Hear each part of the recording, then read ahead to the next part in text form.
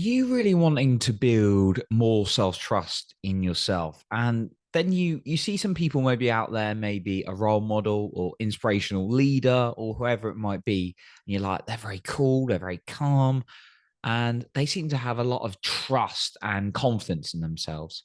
Well, today I'm going to share with you 5 key self-trust lessons I've learned from some very influential spiritual teachers that I've experienced and learned from out there. And if you stay until the end, I've got an extra point for you then as well. Now, before we dive into that, I just wanted to mention that if you want to keep up to date with every single episode, be in the loop for all of them and get a weekly confidence tip, all you got to do is click in the show notes below. There is a link there where you can subscribe to our free weekly newsletter. Now, my story. I I've been a very, very grind kind of hustle kind of guy most of my life until probably the last couple of years, and probably even the last year, even the last 6 months. I probably had more of a spiritual perspective, and spiritual can mean different things to different people. And some people are very protective about their beliefs, and I think we're all entitled to our different beliefs. Now, spiritual for me is about contribution, it's about growth, it's also about connection to something a bit wider than ourselves. It can be it's to other human beings, in my opinion, and something greater out there, however you see. And again, like, I know people got different views. I've got my perceptions that there's something out there, and other people do, other people don't. Okay, and we've all got our own views. Now, for me, there's some certain individuals that you would say who are very spiritual in nature, that I've observed. People like Sadhguru, David Hawkins, Eckhart Tolle. These are people who have written and spoken about some very, very like deep, meaningful life topics. And there's a real depth, there's a real like peace within them. So I thought I'd make an episode today because a lot of people I speak to are stressed out, and it's something I'm still working on, if I'm honest. Uh, I used to be intensely stressed out, and I've been able to incorporate things to help reduce that a little bit and also build self-trust within inside myself. I used to be and I sometimes call myself out for it now, admittedly. I'm not saying I'm perfect. I used to be very grind, like I say, like very like hustle, hustle, hustle, work, work, work kind of thing. Right. And it's like, I've got to have a positive mindset. Yet, in my experience, it's not quite enough if you just got that positive, if you just try and do a positive mindset, because you get deep psychology and deep beliefs rooted within you that can override it a little bit, particularly if you're not looking after things like your brain health and eating the right things as well.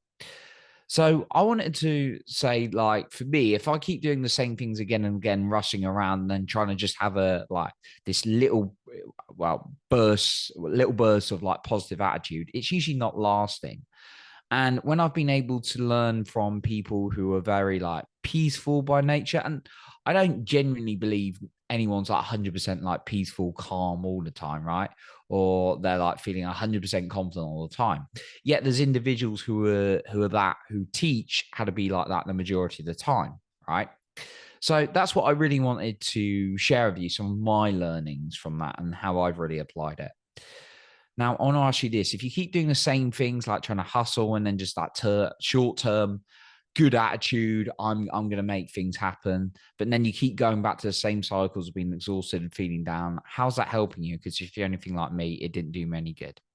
So here are 5 lessons I wanted to share with you. Okay, so number 1 is there is no end point in life, right? Until the day we leave the planet. There's no end point to a journey. It's always ongoing.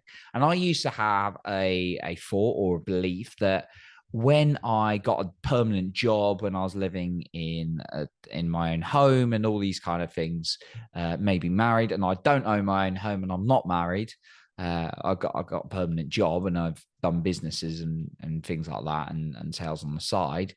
Yeah, I believe when I had all those things in place, I would have made it. And I actually discovered even when I got a permanent job, I wasn't happy. So for me, it's always a case of evolving myself and working on myself.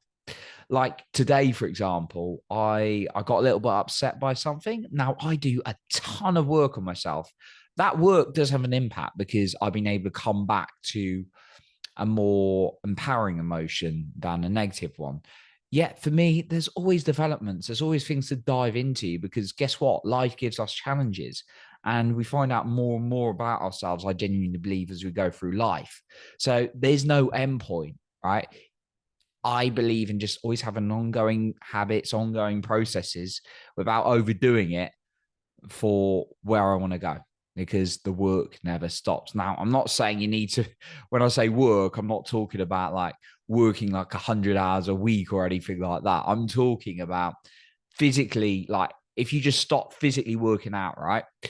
Would you have an amazing body and amazing energy for life? No, you have to keep working out. Well, mentally, it's the same as well. With a business, you got to keep working on it. With a job, you got to keep going to it, right? It doesn't mean you have to exhaust yourself, yet it's always an ongoing journey. And that's one key lesson I've learned from some of these leaders out there. And it kind of really made sense when I heard it from a couple of different perspectives. So the second lesson I've learned is, and this is still something I'm working on, but it's made a big difference. Joy only comes from the existence now. It doesn't come from a future state of, I'll get to there, then I'll be happy. It comes from living now. Now, of course, there's going to be times where you can't be happy in the moment. There's going to be maybe more stressful days. Maybe there's a grievance. Maybe something really tough's happened to you, something traumatic, right? Yeah, if you keep what I've learned in my life, if you keep looking at a certain point, and it kind of links to the previous one, if you keep looking for a certain point to feel the joy, then you're going to keep chasing. So instead, as much as possible, try and find the joy in the moment. The third one, problems can't be solved at the same level of consciousness they are created. Now, this is I believe it was a David Hawkins lesson, but if not, David Hawkins has a great map of consciousness that you can even Google. I printed it out, put it in my room. Map of consciousness is really about there's lower levels of vibration of how we feel, and right at the bottom are shame and guilt. Right at the top are things like enlightenment, peace, love, all those kind of things, right? And it can be very challenging to get to that top of that pyramid, right? And it's not a point that you're just going to stay in one stage, right? You can be up and down. However, where you live the majority of your life is going to have an impact on the quality of your life, right? If you're constantly in guilt and shame, you are not going to probably have such a good quality life. You're always going to be on the edge. You're always going to be nervous, right?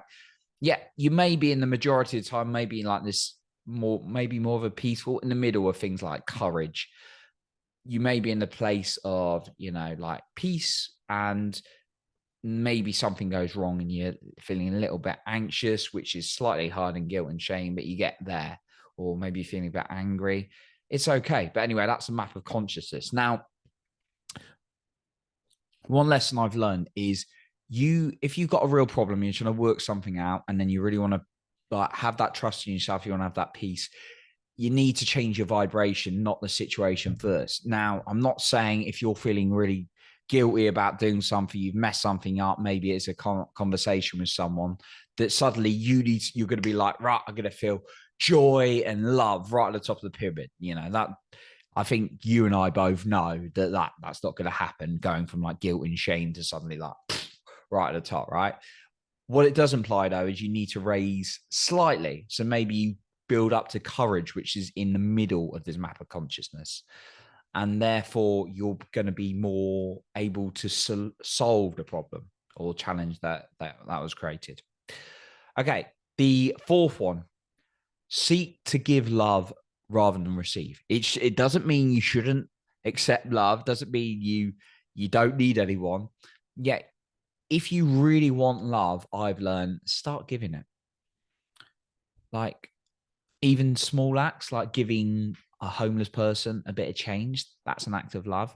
Asking someone how they are is an act of love. I asked one of my team members how she was, and I felt really good. And she's such a loving individual as well. amazing human being. And she was very appreciative back. Right. And when I go out and give love, I find I receive it a lot more. Now, it's not always the case directly from that person, unfortunately. I can think of not too many, fortunately, but I can think of situations in my life when I put a lot into something, like relationships, and perhaps it wasn't received. And again, that comes to not putting expectations on people. Yeah, and if you're putting in love to something and you're just not getting anything from a person, whether that's in an intimate relationship or any kind of relationship, then it may be probably a clear sign that maybe that person's not right for you, right? Or right for your life, right? But when you seek to give love rather than trying to receive it all the time, and giving love, by the way, the first person you need to love is yourself. Really seek to give that love rather than be like, I've got these gaps inside of me, please give me love. It's a lot easier to receive love when you're overflowing and you're giving it, right? And that starts with loving yourself, right? Okay. And then the final thing I want to share with you is stress is caused by resisting in the current moment, right? The current circumstance. One of my mentors, Peter Sage, who's quite spiritual himself, but also an awesome entrepreneur, he says stress is the byproduct of life not fitting my pictures. However, if we can surrender, as in giving, not accepting and staying put when a life challenge comes in, yet not trying to resist it because that's going to make things worse, that makes stress reduce. When you're like, okay, this has happened and it's trying to give me a sign or it's trying to guide me onto something, and then we can start practically applying action. That's when stress can reduce rather than trying to fight everything all the time, right? Think about it in your life. Maybe a time when you're stressed. It's probably like resistance to a situation. Oh, this shouldn't have happened. Oh, that shouldn't have happened. And maybe there's a situation and someone's like, oh, you're really calm about that. You handle that really well, right? Well, maybe you were just like, meh, it's happened. Let's get on with it. All right. I've seen it's crazy. Like I've been in the workplace and sometimes I got really stressed out about a really small situation. And it's like maybe my laptop. I remember having a couple of bad laptops in the workplace. I was like, my laptop doesn't work. I'm like, really annoyed. I need to get on with this work today. And then like, that's because I'm resisting the situation when actually, okay, the laptop's not working. Let's try and reboot it. Maybe let's ask for some support. This is what's happening today. And then like an emergency came in. I remember in a couple of projects I worked in, and it was like, actually, we realized there's something wrong, and panicking and stressing about it wouldn't do any harm. We just have to, wouldn't do any good. It would do a lot of harm. We, like me and the team, and I was leading, thought, what could we do? And therefore, it was a lot less stressful when we started looking at solutions and understanding that the situation had happened. And it's crazy how the small things sometimes, or seemingly small things, can stress us out. So stop resisting and look at solutions. Now, I'm not saying you shouldn't feel negative emotions and when something's really hard. I'm not saying you need to be like, oh, I accept that. Oh, I've lost this, this, and this, and my life's gone bad. Okay, that's okay. No, I'm not saying accept it. I'm saying acknowledge what has actually happened. Because for me personally, like when I've just not acknowledged or I've gone like a classic, what I used to do is bury my head in the sand, go out partying through my 20s, go out drinking, those kind of things, or just like daydreaming or something like that, or just move away from the task. And then actually got more stressful because I was resisting the situation. So that's the fifth lesson as well. Now I've got an extra one for you as well that I wanted to share. Just before that, I want to mention again, though, that if you want to keep up to date of all the latest episodes and get a weekly confidence tip, then all you got to do is click in the link in the show notes below to sign up for free for our weekly newsletter. Okay, my bonus point I wanted to share with you today. Addiction. Right. Okay, I know this is a word that can be quite sensitive. So all I'm going to do is just share my own perspective on this. Addiction for me It doesn't have to be drugs. It doesn't have to be alcohol. Obviously, there is addiction to drugs and alcohol out there, or smoking and things like that. And it's absolutely no judgment, right? I've been, if I'm being totally honest, I've been down a path where I was probably drinking more than I should. That I could see what doesn't make it right or wrong, like it's just how it happens. But I could see how people get addicted to things like that because it's avoidance of pain, right? But it's not just drugs and alcohol, it's things like social media, it's things like food, it's things like I had a guest on the other day, video games, right? Who was talking about it, really brave and open story. Addiction, what I've learned is coming from a refusal or not, and sometimes not even conscious, to work through some kind of pain, and the pain's often unconscious, right? So that for me is really key, and the pain can be really in my own life. I've experienced sometimes the pain is really overwhelming. When I dived into my abandonment issues and things like that, I get a whole feel through my body, right? It's particularly been triggered in the area of intimate relationships where it hasn't worked out, because that's the area which really shines the light on the wounds, right? And when I started to feel into some of that pain, I realized I could understand I actually had addictions earlier in my life and I didn't even realize it. Like just going out every weekend, it was like, oh no, this is normal. And I wasn't drinking every night. It'd just be like a couple of times, over the weekend and things like that. But I realized it was an avoidance of feeling certain things. I remember when it wouldn't work out, when I was dating someone or with someone and me and her didn't work out, it'd be like, I just wouldn't even acknowledge it. I wouldn't even go through that pain. I would just be like, right, let's go out, lads, on the weekend, right? Only for it to build up. And as a result, I've had to work through many challenges like that in the last couple of years. So don't let it build up. Also, as a kid, I lost quite a lot of, and this was completely unconscious to me. I lost a lot, a few very close people, my brother, my grandma, my granddad, in the first 7 years of my life. And I found myself at 7 years old hooked on playing video games. Now, I'm fortunate that I snapped out of it by about 13. Well, actually, probably about 11. I wasn't addicted. I played it a little bit, like 11, 13, but not stupid hours. I play for hours and hours on end, like 7 or 8 hours a day sometimes, if I could, um, where possible. And I realized that was kind of a pattern to avoid feeling anything. I didn't even realize it. So work through your pain. Now, I would suggest getting a coach or mentor or some specialist if you're like, right, this is a pattern I've got.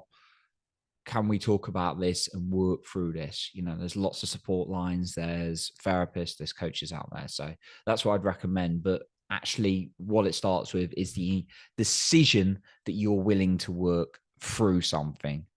Okay. So that is my extra point as well. And that really helps in my self-trust, because I'm like, okay, I'm going to feel and experience what I'm feeling. So it builds good self-esteem with myself, because it's like, right, I'm acknowledging me and actually what I need, rather than running away from it into these addictive habits.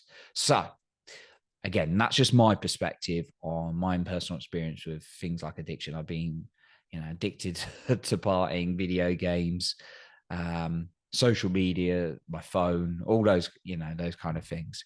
Right. So that's just my personal share on that one as well. And it's a lesson that I learned from some of the spiritual leaders out there, that addiction comes from refusal to work through pain or not even acknowledge it. Okay, so that's what I got for you today. I appreciate you for being here.